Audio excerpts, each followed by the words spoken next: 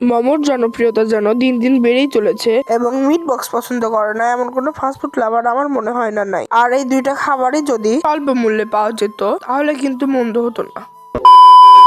Everyone, আসসালামু আলাইকুম। কেমন আছেন সবাই? আশা করি সবাই অনেক বেশি ভালো আছেন। আর আমিও আল্লাহর রহমতে ভালো আছি। আমি সেদিন চলে গিয়েছিলাম পাবনা ডট কলেজের পাশের একটি ফুড কার্টে তাদের চিকেন মোমোজ এবং মিট বক্সটা ট্রাই করার জন্য। আর এই ফুড কার্টটির নাম হলো এইসার ফাস্ট ফুড। তো প্রথমে গিয়ে আমি তাদের মিট বক্সটি অর্ডার করে দেই এবং তারা কিন্তু খাবারগুলো তৈরি করে রাখে না, অর্ডার করলে চোখের সামনে বানিয়ে দেয়। তো চলুন তারা মিট বক্স বানাইতে থাকুক, আমরা তাদের খাবারের মেনুটি এক ঝলকে দেখে আসি। এটা হচ্ছে এইসার ফাস্ট ফুডের মেনু কার্ড, যেখানে সব খাবারই অ্যাভেলেবেল ছিল। তো মেনু কার্ড দেখতে দেখতে আমাদের মিট বক্সটি প্রায় রেডি হয়ে গিয়েছে।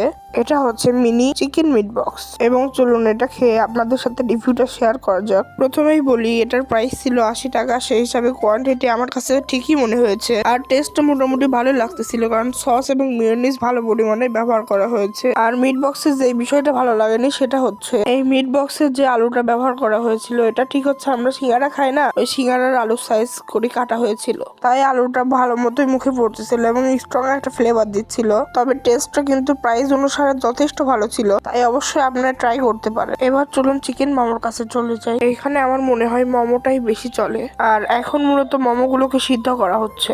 আর এখানে কিছু কথা বলে রাখি, আমার কণ্ঠটা এমন শোনা যাওয়ার কারণ আমার হচ্ছে একটু ঠান্ডা লেগেছে, তাই হয়তো এমন শোনা যাচ্ছে। তো দেখতে দেখতে আমাদের মোমোগুলো রেডি হয়ে গিয়েছে। আর এই চিকেন মোমোসটার দাম ছিল 120 টাকা, যেখানে 6 পিস মোমো থাকবে এবং 2 ধরনের সস থাকবে। একটা হচ্ছে টমেটো সস আর একটা হচ্ছে নাগা সস। আর মোমোর টেস্টটা কিন্তু ভালোই ছিল।